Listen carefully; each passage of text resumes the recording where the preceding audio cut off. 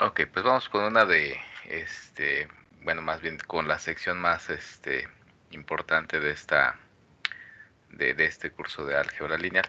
Y en específico, pues, hacer una de los temas principales, pues, efectivamente va a requerir de los tres temas anteriores. Vamos a ver muy poquitas cosas el día de hoy, unas tres definiciones, un par de resultaditos, un ejemplo. Y pues vamos a ver que tan solo en estas pequeñas partes ya vamos a ver los tres temas anteriores.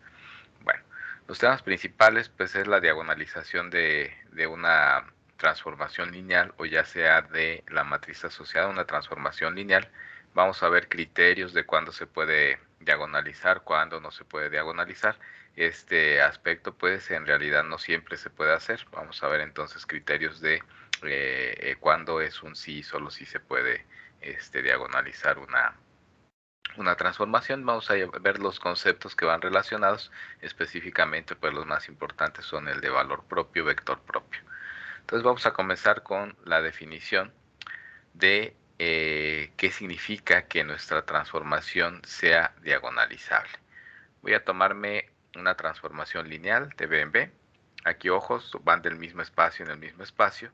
Va a ser diagonalizable siempre y cuando existe una base ordenada beta respecto de la cual la representación matricial de T en beta sea una matriz diagonal. En el caso de las matrices, pues va a ser diagonalizable si esta transformación asociada a ella es diagonalizable. Si la multiplicación izquierda por A es una transformación diagonalizable. Vamos más con otros conceptos que tienen que ver con esta parte. De hecho, esta definición nos va a ayudar a dar una caracterización de cuando una transformación es diagonalizable. Vamos a ver varias caracterizaciones. Vamos a ver una muy sencillita y tiene que ver con lo siguiente. Me tomo una transformación igual de B en B. Voy a decir que un vector distinto de cero, es parte de la definición, no puede ser el cero.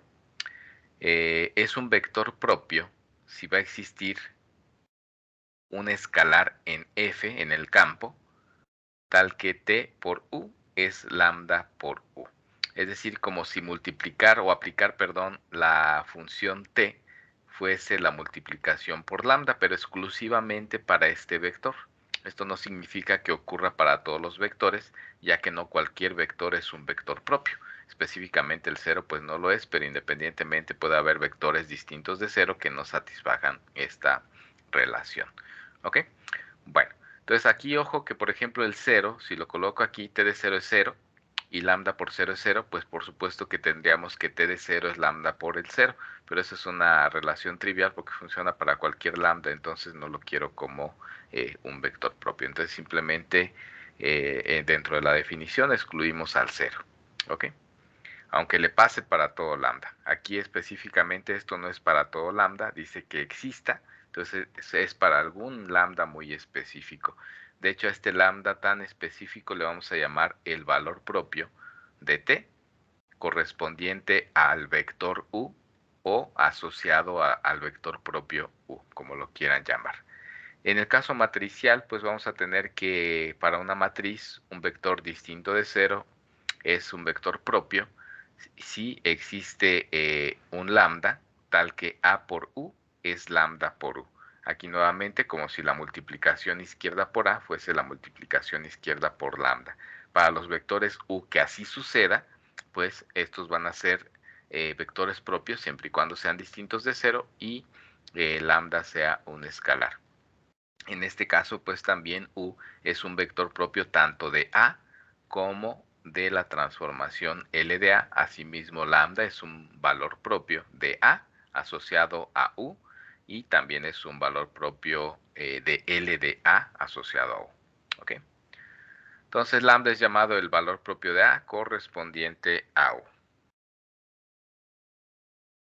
Y bueno, tenemos este teorema que ya nos va a relacionar estos dos conceptos y nos dice que si B es de dimensión finita, acuérdense que requiero que sea de dimensión finita para que, ya que esta n es la dimensión de mi matriz asociada, y esto tiene que ver con representaciones matriciales.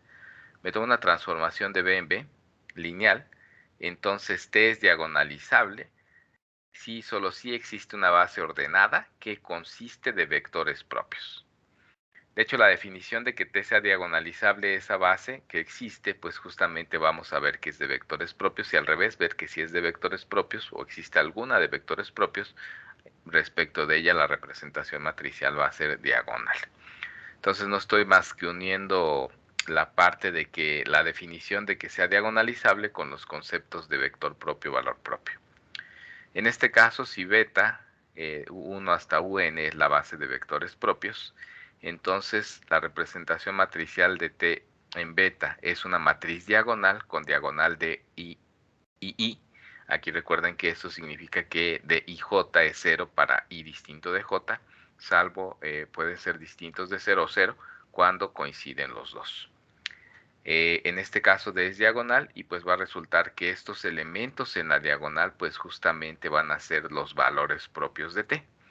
En este caso correspondientes a los UIs y vamos a ir en orden. El D11 va a ser un valor propio asociado a U1, el D22 va a ser asociado al U2 y así sucesivamente. El último DNN va a ser el valor propio asociado a UN. Ojo que pasan varias cosas, en principio distintas para los valores, para los vectores propios y los valores propios. Por ejemplo, aquí no puede ser un vector propio el 0. Aquí no puede haber repeticiones. Sin embargo, en ningún momento se ha dicho que el valor propio no pueda ser 0. Por supuesto que los valores propios pueden ser 0 y por supuesto que pueden estar repetidos. A lo mejor el valor propio 2, por ejemplo, es este valor propio de U1 y de U2 y de U3. O a lo mejor es el único y es de todos. Entonces aquí, ojo, puede hacer el 0 un valor propio, puede repetirse un valor propio, acá no, puede ser un 0 el vector propio y no puede haber en una base repeticiones. Entonces aquí no puede haber vectores propios repetidos en principio.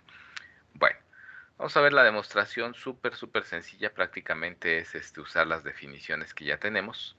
T es diagonalizable, entonces existe una base U1 hasta UN respecto de la cual su representación matricial yo sé que es diagonal. Ahora vamos a recordar cómo obtener la representación matricial a partir de una base dada. ¿Cómo hago para obtener mi primer columna? Pues me tomo el primer vector de nuestra base ordenada, en este caso me voy a tomar el U1 y le voy a aplicar T y lo voy a escribir en términos de la propia base. Y aquí pongo los coeficientes. Pero como esto estoy diciendo que es diagonal, pues entonces me diría que T de U1 es lambda 1 por U1 más 0 por U2 más 0 por U3 más 0 por UN, es decir, no depende desde U2 hasta UN, no depende de ello, solo depende del mismo, y lambda veces de U1. Así me sigo, y lo que obtendría pues es entonces para cada uno de ellos, por ejemplo, aquí sería 0 por U1, 0 por UN menos 1, y lambda n por UN sería T aplicado a UN.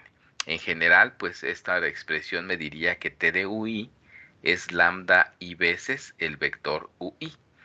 Acudiendo a la definición de vector propio, puesto que estos son básicos, son distintos de cero, y existe un escalar para el cual T de UI es lambda veces UI, entonces los UI acabamos de demostrar que son vectores propios.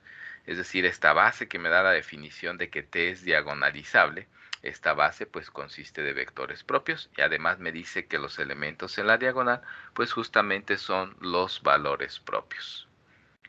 Vamos para el regreso. Ahora existe una base de vectores propios, pues yo sé que si le aplico T a cada uno de estos básicos, me va a dar algún escalar lambda I por UI. ¿Ok? A la hora de tomarse la representación matricial, pues T de U1 es lambda 1 por U1. El único escalar que me interesa, que no es 0, probablemente es el lambda 1. Entonces la primera columna es lambda 1, 0, 0, 0. T de U2 es lambda 2 por U2. Entonces la segunda columna es 0, lambda 2, después 0 y así sucesivamente para la última columna es 0, 0, lambda n. Respecto de cualquier base ordenada que consista de vectores propios, la representación matricial de una transformación, siempre y cuando exista beta, va a ser una matriz diagonal. En este sentido, pues T es diagonalizable. Vamos a ver, en principio, pues aquí pareciera que yo estoy definiendo el concepto de valor propio eh, en términos de lo que es un vector propio. A la hora del desarrollo de un problema, pues en realidad lo vamos a hacer al revés. Lo que primero voy a poder determinar de manera muy sencilla son los valores propios. Después lo que tengo que hacer para cada valor propio es encontrar algo que se le conoce como el espacio propio asociado a ese valor propio. Hago lo mismo para cada valor propio. Después de que determino quiénes son esos espacios propios, pues ya que los conozco, una forma de conocerlos mejor es conociendo una base de cada espacio. Cada vez que tienes una base de un espacio propio, al final, en el caso de que no sea posible, vamos a unir esas bases y esa base es la que me va a dar una base de vectores propios, respecto de la cual mi representación matricial, en caso de que se pueda, me va a dar una representación matricial diagonal. En este sentido, pues básicamente lo que acabo de comentar, no lo estoy leyendo ni lo estoy viendo aquí, es el propósito de este tema, ¿no? Entonces, primer paso, ver cuándo sí, cuándo no es diagonalizable. En el caso de que sea diagonalizable, ver un algoritmo que me permita diagonalizar precisamente la transformación.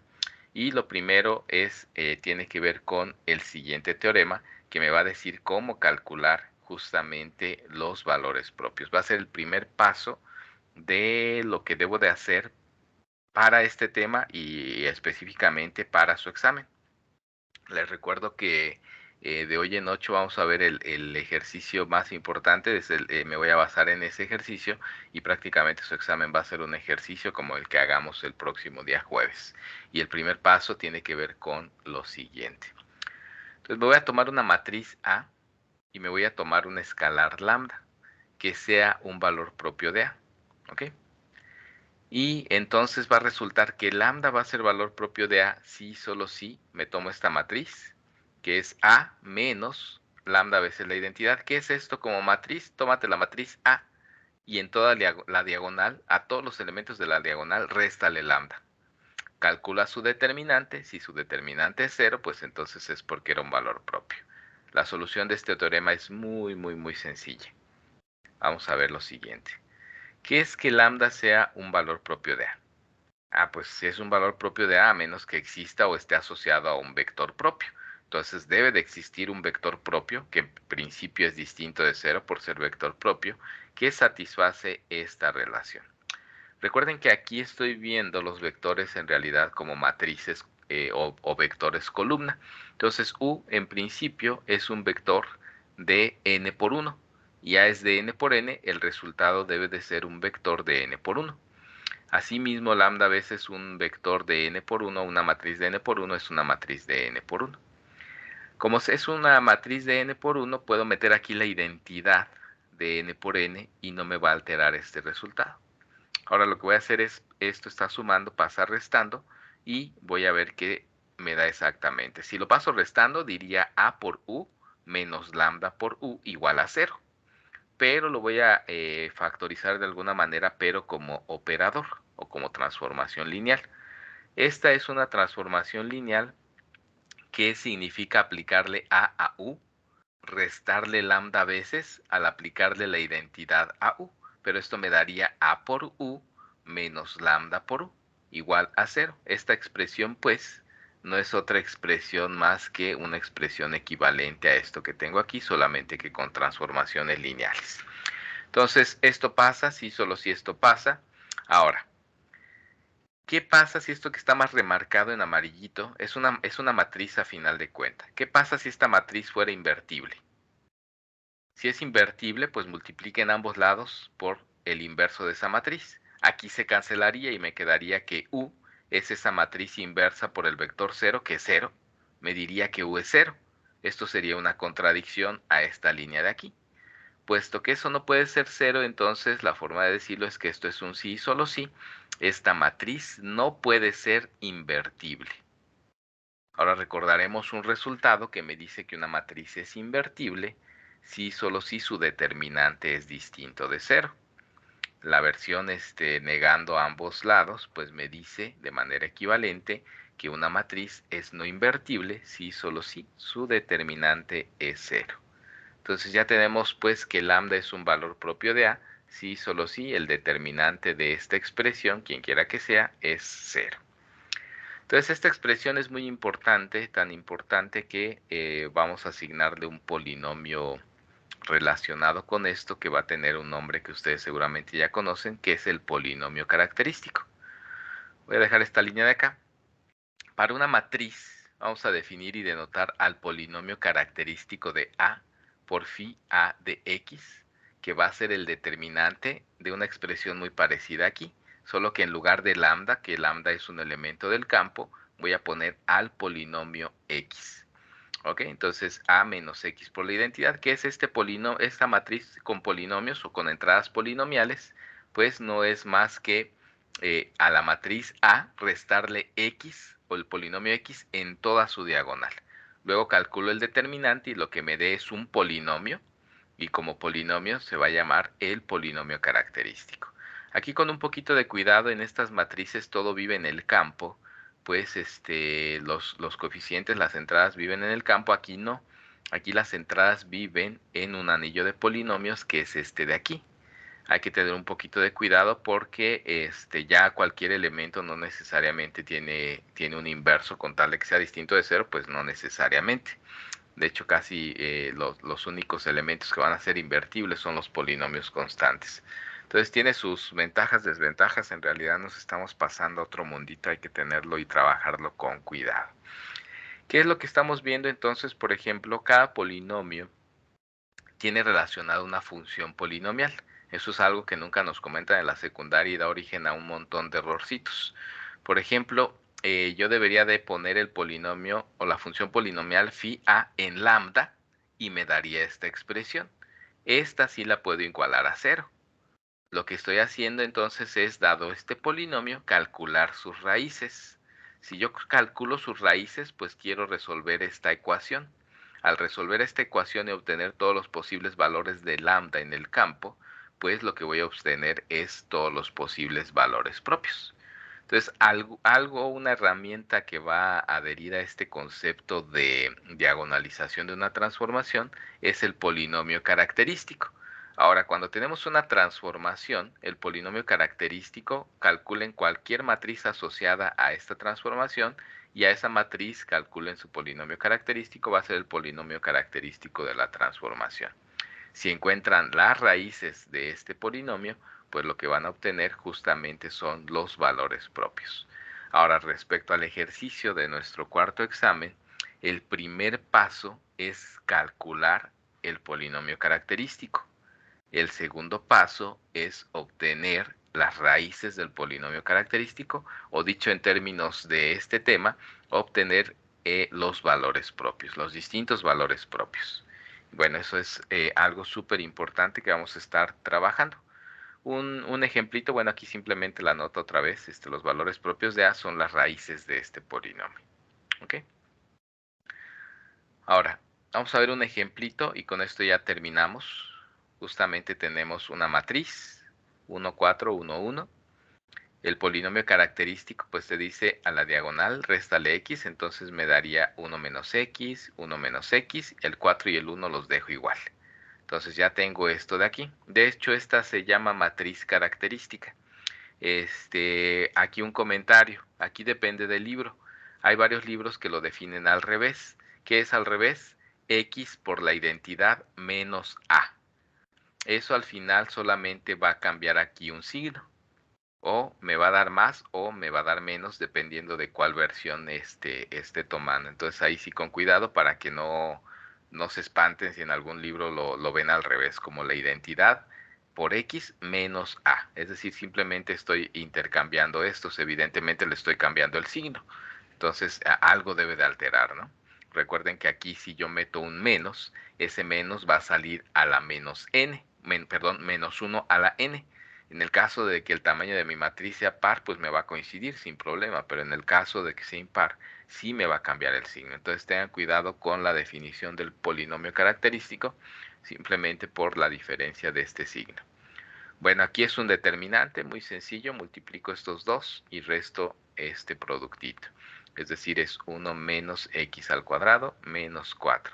desarrollo el binomio al cuadrado, pues es 1 al cuadrado menos 4, me da el menos 3. Luego el doble de su producto, que sería menos 2x, que es esto de aquí. Y finalmente el cuadrado de la x, que es x cuadrada, y terminamos. Para factorizar esta expresión, de hecho aquí es recomendable que no hagan el producto, a menos que no haya de otra. Pero el propósito es tratar de ir tratando de factorizar en lugar de multiplicar, así al final no vas a tener que encontrar las raíces, al menos no todas, te va simplificando el problema. Este es un polinomio de grado 2, no hay tanto problema, simplemente recordarán cómo se obtienen estos dos numeritos. Estos dos numeritos deben ser tales que sumados te den menos 2 y multiplicados te den menos 3. Entonces, la respuesta aquí es fácil, es menos 3 más 1, que sumados te da menos 2 y multiplicados te dan menos 3. Entonces, esto lo que me dice es, aquí también con un poco de cuidado, ya que tengo mi polinomio característico factorizado totalmente, pues en este caso, las raíces de este polinomio son los inversos aditivos de estos numeritos. Es decir, no es menos 3 y 1, sino al revés, 3 y menos 1. Es 3 para que a la hora de aquí que tengamos 3 menos 3 me dé 0 y aquí menos 1 más 1 me dé 0. Ojo que algo que no estoy haciendo y que nos hacían hacer desde la secundaria, tienes el polinomio característico, quieres sus raíces igual a 0. Dices, igualo a 0, no puedo igualar esto a 0 porque este es un polinomio cuyos coeficientes son 1, menos 2 y menos 3, y el 0 como polinomio es el polinomio que todos sus coeficientes son 0, entonces no pueden ser iguales. ¿Técnica que hacemos? Pues entonces asocio una función polinomial. Ojo que este vive en f de x, pero si yo pongo phi de a evaluado en lambda, eso sería lambda cuadrada menos 2 lambda menos 3, pero si el lambda ya está en f, toda esta expresión va a estar en f. Eso sí lo pueden igualar a 0. Y por supuesto que si en f, que es un dominio entero en particular, tienes que un producto de dos elementos en el campo te da 0, pues uno de ellos tiene que ser 0. Aquí la solución es suponer que este es 0 y este es 0, pero con lambda, no con la x. Es decir, me voy pues a una expresión de este estilo. Ya lo veremos con un poquito más de calma, o no es necesario hacerlo, simplemente no me igualen a 0. Simplemente díganme, los valores propios son 3 y menos 1 y se acabó. No se metan en problemas, esto jamás me lo igualen a 0. ¿Ok? Si lo saben entender y me quieren dar las raíces, pues simplemente denmelas así y nunca me igualen a 0. Ese es el único requisito que les pido para la hora de los ejercicios y en el caso del examen. Bueno, entonces el propósito de aquí terminamos la clase. El propósito de esta sección es primero ver cuándo una transformación es diagonalizable o cuándo no. En el caso de que sí, ver varios criterios para ver cómo le vamos a hacer. Y el primer paso va a ser calcular el polinomio característico. El segundo paso va a ser obtener sus raíces, o bien llamadas los valores propios. Ya después en clases posteriores iremos viendo qué es lo que sigue, aunque ya lo mencioné. Lo que sigue es, dado cada valor propio, encontrar su espacio propio, después para cada espacio propio encontrar una base y después ver algunos teoremas que me digan qué hacer con estas bases. Específicamente te van a decir, pues une las bases y eso te va a dar una base de vectores propios respecto de la cual la transformación y su representación matricial va a ser diagonalizable con diagonal justamente los valores propios. Esa más o menos es la idea. Ahora para la clase de mañana, por favor lean todo lo que sigue. La explicamos mañana hasta terminar esta sección.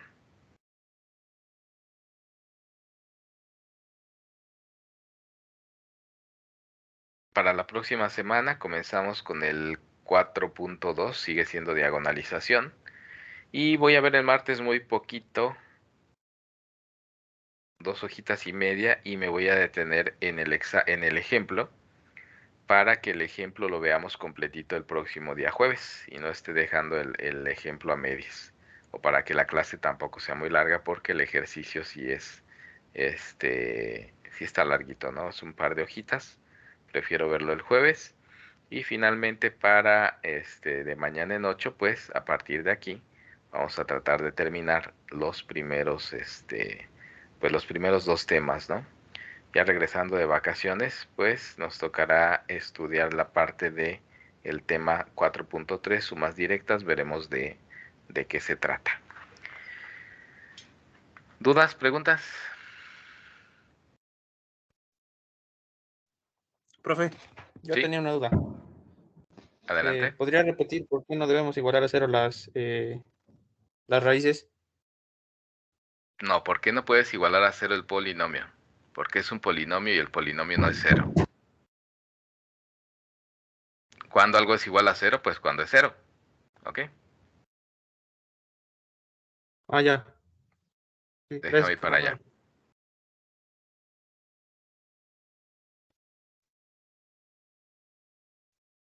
Déjame regresar porque sí está lejos. Sí, aquí el problema pues es que ustedes no llevan introducción a las estructuras algebraicas y todos estos conceptos pues se ven ahí. Voy a lo siguiente. Por ejemplo, así de sencillito, yo quiero calcular las raíces del polinomio que voy a subrayar. De este de aquí, este es un polinomio que se llama x menos 3. Sus coeficientes son 1 y menos 3. Por definición, el polinomio 0 es aquel polinomio que todos sus coeficientes son 0. Es decir, es 0 más 0 por x, más 0 por x cuadrada, más 0 por x cúbica, etc. Entonces es evidente que si aquí el coeficiente constante no es 0 y el lineal tampoco es 0, los demás sí son 0 porque es 0 más x cuadrada, 0 más x cúbicas, etc. Pero no coinciden el lineal y el independiente. En este sentido, este no puede ser el polinomio 0. Entonces, por tal motivo, nunca deben de igualar un polinomio a 0, aunque estén calculando raíces. Es un argumento, un artificio, tal vez pudiera ser trivial, pero es súper importante. La x es un polinomio. Quieren calcular las raíces, pues sustituyan por un valor, llámenle r, si están trabajando en los reales, pues una r, y entonces lo que quieren solucionar ustedes es r menos 3 por r más 1 igual a 0. Eso cuando sustituyen digámoslo así, de manera visual, quitan este polinomio y ponen un valor en el campo, entonces sí lo pueden igualar a 0. Porque una constante más un 1, por supuesto que puede ser 0. ¿Cuándo? Pues cuando esa constante es menos 1. Y también esa constante r menos 3 puede ser 0, pues sí, cuando la constante es 3. Pero como polinomio no. Espero me haya dado a entender un poquito mejor. ¿Dudas, preguntas? ¿Quedó un poquito mejor, Scott? Sí, profe. Va que va. Bueno. Si no hay dudas, preguntas, nos vemos mañana. Mañana sí de manera presencial. Nos vemos por ahí en la escuelita para que se desempolven un ratito los que tienen que ir. ¿Vale? Bueno, pues cuídense mucho. Muchísimas gracias. Nos vemos mañana. Hasta luego, Hasta luego, profe. profe. Hasta luego. Hasta luego. Gracias. Hasta luego.